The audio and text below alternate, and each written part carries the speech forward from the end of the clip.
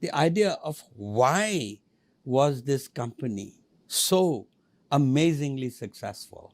And one of the things you just started explaining was the fact that the idea of joint stock, it was one of the first joint stock companies in the world, and this allowed risk to be distributed amongst a large number of people, as well as liability limited because it was a legal entity on its own right, and therefore one individual did not have to gamble everything should it fail.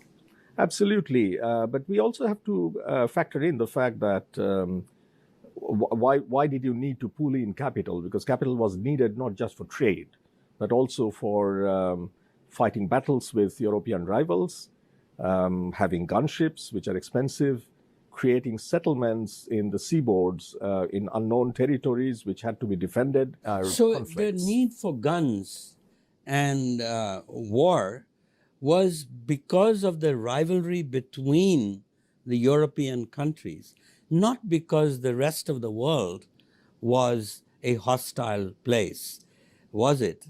Not necessarily. I mean, what the English and the Dutch were trying to do in India, for example, which had established powerful states of its own, was diplomacy rather than fighting their way in. Yeah, and there was a trade in the Indian Ocean before the Europeans arrived, and that was a fairly peaceful trade. Yes.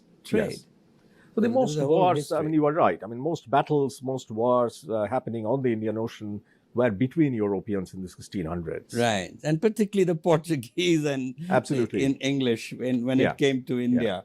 Certainly. Well, the English fought with the Dutch as well, but they kind of kept each other at arm's length, not getting too involved in battles because they were very similar strengths. So explain to me, how did a trading company which came to buy and sell and become rich and had shareholders, a joint stock company, become a political power? I think there could be two reasons behind it. There is evidence for both. One of them is that the Mughal Empire was collapsing in the 18th century. And given that the European companies had military strength, they had military power already, they were a valuable ally to some of the successor states, and they were trying to cut deals with them, join us.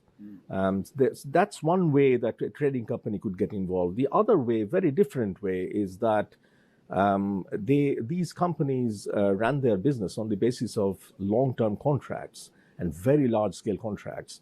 In the absence of a proper contract law or courts of law which could respect those rules. And any trading power in this world would think that by having state power, trade will be helped. Well, it's a big leap, isn't it? It is. We don't think of multinational companies these days running governments and running, I mean, it's a bizarre episode. It is indeed, yes. And as you said before, I mean, the company was a joint stock company, so it was very modern in that sense. Yeah. But this trading world where violence is part of doing trade is not modern. So it's a mix. So you could call it a transitional time when violence or military power naval power was needed for success in trade.